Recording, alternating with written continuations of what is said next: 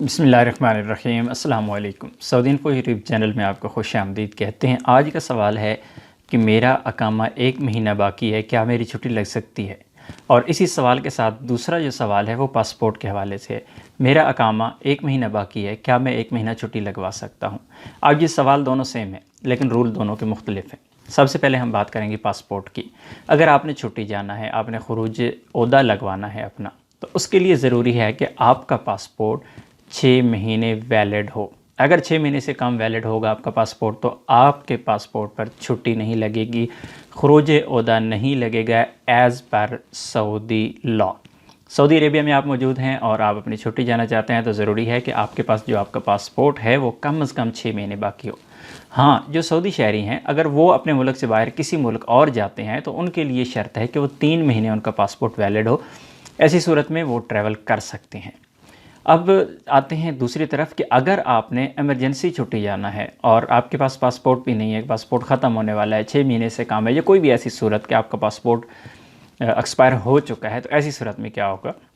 ऐसी सूरत में जो आपके लिए सबसे आसान तरीका है वो ये है कि आप अपना पासपोर्ट लेकर एम्बेसी जाएँ। एम्बेसी में आप जाएंगे, वहाँ पर आपसे 27 या 30 रियाल लिए जाएंगे जो फ़ीस है।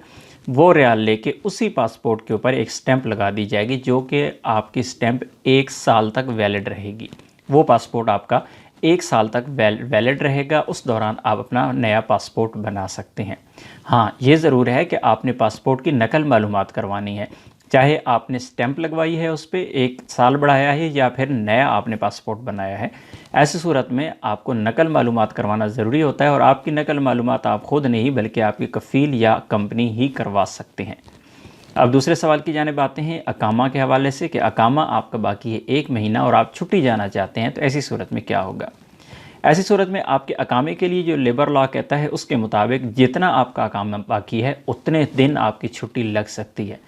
अगर आपका अकामा 30 दिन बाकी है तो आपकी 30 दिन भी छुट्टी लग सकती है, कोई इश्यू नहीं है।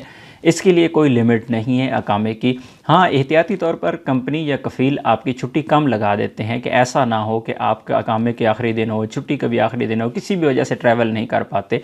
ऐसी सूरत में ऐसा ना हो कि आपका वीज़ा ज़ाया हो जाए तो एहतियातन कम छुट्टी लगाई जाती है। अदरवाइज़ आपके जितने दिन भी अकामे के बाकी हैं उतने दिन आपकी छुट्टी लग सकती है। दूसरी जानिब अगर आप अपना खरूज नहाई लगवाते हैं और खरूज नहाई लगवाने के लिए अकामे की मुद्दत 24 घंटे भी होगी अगर, तब भी आपका खरूज नहाई लग जाता है, उसके लिए कोई मसला नहीं है।